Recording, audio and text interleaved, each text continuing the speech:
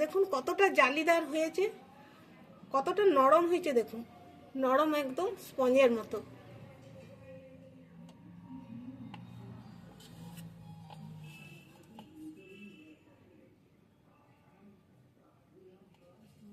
নমস্কার বন্ধুরা, ক্রিয়েটিভ ফ্যামিলিতে আপনাদের সবাইকে স্বাগত জানিয়ে চলে এসেছি আরও একটি রেসিপি নিয়ে। আজ আমি সুজি দিয়ে কেক বানাবো। তো চলুন ভিডিওটি আমি শুরু করছি। আপনারা প্রথম থেকে শেষ পর্যন্ত এই রেসিপির ভিডিওটি দেখতে থাকুন। এখানে আমি একটা বাটির মাপ নিয়েছি, এই বাটির মাপ করে আমি সব কিছু নেবো। তা হাফ বাটি নিয়েছি টক দই, হাফ বাটি নিয়েছি গুঁড়ো চিনি, এক বাটির 4 ভাগের 1 ভাগ নিয়েছি রিফাইন তেল। এবার এই সব উপকরণগুলো আমি ভালো করে মিশিয়ে নিচ্ছি। আমি এখানে চিনির গুঁড়ো নিলাম, আপনারা চাইলে গোটা চিনিটা দিয়েও এটা বানাতে পারেন, তবে গুঁড়ো চিনি নিলে কি হয়, গলতে সুবিধা হয়, মানে তাড়াতাড়ি গুলে যায় চিনিটা। এভাবে তেল, চিনি আর দই খুব ভালো করে মিশিয়ে নিতে হবে। ভালো করে মিশিয়ে নিয়েছি। এবার ওই বাটিরই মাপ করে 1 বাটি সুজি নিয়েছি। এইটা 200 গ্রাম সুজি আছে, মানে 10 টাকার প্যাকেটগুলো যেগুলো পাওয়া যায় সেই সুজিটা। সুজিটাও দিয়ে আমি ভালো করে মিশিয়ে নিচ্ছি। সুজিটা দিয়েও এরকম ভালো করে মিশিয়ে নিয়েছি। এবার এইটাকে আমি আধ ঘন্টার জন্য রেস্টে রেখে দিচ্ছি। আধ ঘন্টা পর দেখাচ্ছি। আর দেখুন সুজিটা কতটা ফুলে গেছে, ফুলে অনেকটাই ঘন হয়ে গেছে। এবার এটাতে আমি জল মিশাচ্ছি। আপনারা চাইলে জলের পরিবর্তে দুধ দিয়েও বানাতে পারেন। এবার ভালো করে মিশিয়ে নিচ্ছি। আরো একটু জল লাগবে।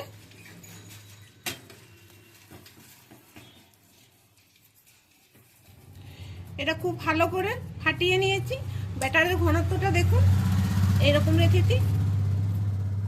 আমি ডাবি তুলে দেখিয়ে দিচ্ছি, এটা তো অতটা বুঝতে পারা যাচ্ছে না। এবার আমি এটা বেকিং পাউডার দেবো। 1 চামচ দিচ্ছি বেকিং পাউডার।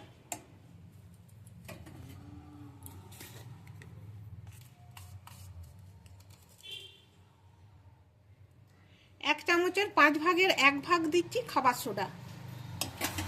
বেকিং পাউডারের থেকে খাবার সোডাটা কম নিতে হবে। অল্প একটু জল দিচ্ছি। এবার আবারও ভালো করে মিশিয়ে নিচ্ছি।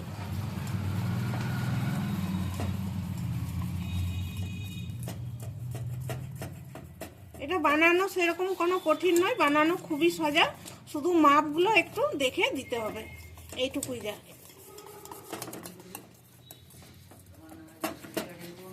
আর বেকিং পাউডার, খাবার সোডা দেওয়ার আগে ভালো করে ফাটিয়ে নিতে হবে। আপনারা ইনো দিয়েও বানাতে পারেন, সেই ক্ষেত্রে খাবার সোডা আর বেকিং পাউডারটা দেওয়া যাবে না। এবার ভালো করে মাখিয়ে নিয়েছি, মানে ফাটিয়ে নিয়েছি। আর যেদিকে ফাটিয়েছি আমি একই দিকে ফাটিয়েছি, উল্টা দিকে আর কিন্তু আমি ফাটাইনি। আর ওই রকম ফাটানো একদমই চলবে না। এবার দেখাচ্ছি ব্যাটারের ঘনত্বটা। এই দেখুন, একদম গাঢ় করে নি আর একদম পাতলাও করে নি। খুব বেশি গাঢ় করলে কেকটা শক্ত হয়ে যাওয়ার ভয় থাকে, আর খুব বেশি পাতলা হয়ে গেলে কেকটা খুব একটা ভালো তৈরি হয় না। এবারে এখান থেকে অর্ধেকটা ব্যাটার আমি অন্য একটা বাটিতে ঢেলে নিচ্ছি।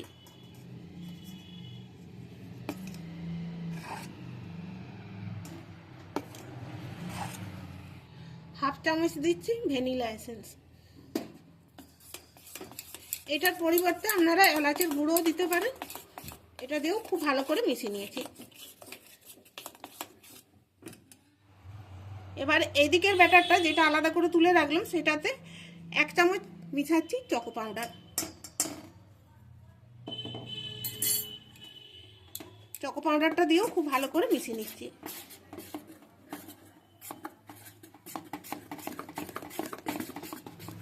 এবার দিচ্ছি অল্প করে একটু নুন। কেকে নুন দিলে মিষ্টির ব্যালেন্সটা ঠিক থাকে। এইদিকের ব্যাটারটা তো অল্প একটু নুন দিচ্ছি। নুন দিয়ে ভালো করে মিশিয়ে নিচ্ছি।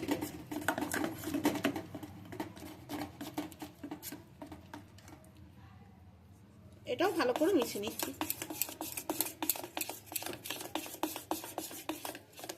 এখানে আমি ছোট ছোট 4টে বাটি নিয়েছি আর অল্প করে একটু সাদা তেল দিয়ে দিচ্ছি।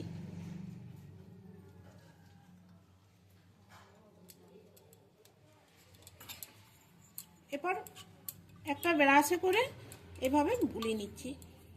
এভাবে চারিদিকটা খুব ভালো করে বুলিয়ে নিতে হবে। এবার আমি গ্যাসে একটা কড়াই বসিয়েছি আর দিয়ে দিচ্ছি নুন। বেশ কিছুটা নুন দিলাম আর এই নুনটাতে বেশ কয়েকবার আমি কেক বানিয়েছি। এভাবে ছড়িয়ে দিলাম আর উপরের থেকে একটা স্ট্যান্ড বসিয়ে দিচ্ছি। একটা থালা চাপ দিয়ে দিচ্ছি এভাবে। এবার চকলেট ব্যাটারটা থেকে এই 4টে বাটিতে আমি একটু একটু করে দিয়ে দিচ্ছি, মানে 4টে বাটিতে আমি সমানভাবে ভাগ করে দিয়ে দিচ্ছি।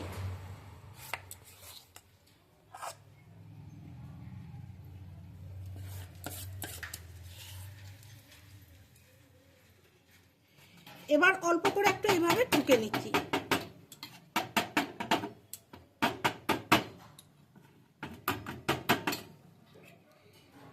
এবার গরম কড়াইয়ের মধ্যে বাটিগুলো আমি চাপিয়ে দিচ্ছি।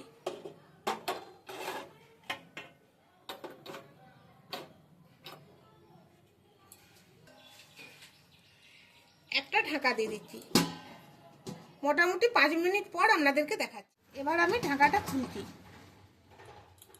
আর এই দেখুন উপরটা একটু ফুলা ফুলা ভাব হয়েছে আর আমি একদম ঘড়ি ধরে 5 মিনিট পরে আপনাদেরকে দেখালাম। এবার যে সাদা ব্যাটারটা আমি তৈরি করে রেখেছি এখান থেকে আমি এর উপরে দিয়ে দিচ্ছি।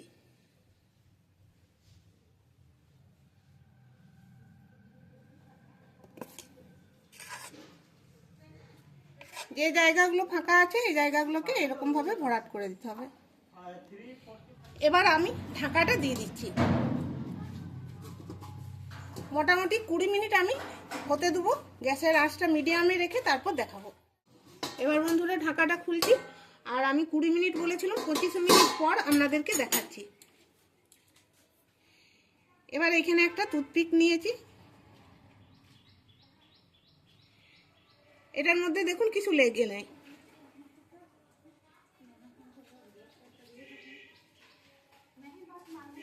প্রত্যেকটা একটু চেক করে দেখে নিচ্ছি।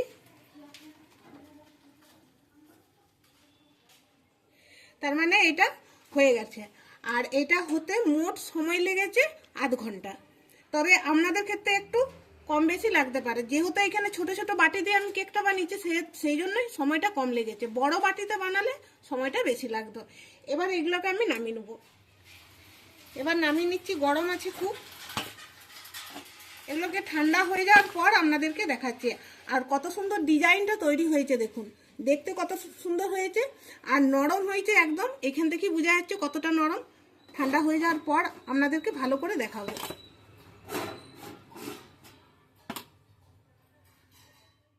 পুরোপুরি ঠান্ডা হয়ে যাওয়ার পর আপনাদেরকে দেখাচ্ছি। আর এই দেখুন, এটা হাতে করে এইভাবে চাপ দিলে এটা বাটির থেকে ছেড়ে আসছে। ছুরি দিয়ে তোলার এটা কোনো দরকার নেই, এভাবে হাতে ফেলে আমি উপরটা 2-1 বার এভাবে ইয়ে করে দিচ্ছি, তাহলেই হয়ে যাবে। এই দেখুন, আর দেখুন কতটা জালিদার হয়েছে, কতটা নরম হয়েছে দেখুন, নরম একদম স্পঞ্জের মতো।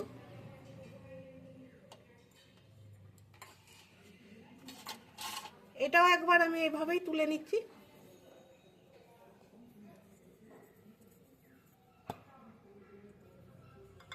এই দেখুন, প্রত্যেকটা কেকই সুন্দর হয়েছে একদম। এই দিকটা এক কালার, উপর দিকটা একটা ডিজাইন মতো হয়ে গেছে।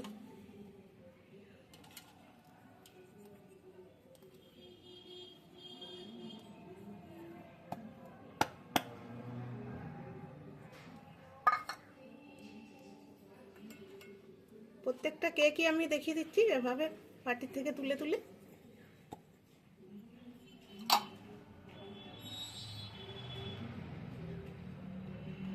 এবার আমি একটা কেক কেটে দেখাচ্ছি আপনাদেরকে।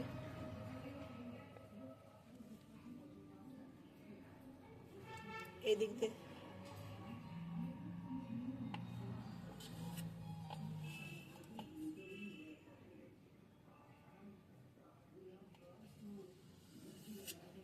এবার একটা আপনাদেরকে দেখায়, এরকম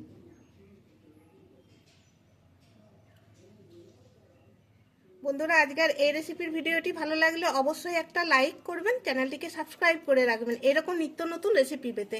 আর এরকম খুব সহজভাবে কেক বানিয়ে বাচ্চাদের টিফিনে এই কেকটা দিতে পারেন, বাচ্চারা খুব মজা করে খাবে। বাড়িতে অতিথি এলে খুব সহজভাবেই এই কেকটা ঝটপট বানিয়ে তাদেরকে দিতে পারবেন, আর দেখবেন তারাও খেয়ে কিন্তু প্রশংসাই করবে আপনার।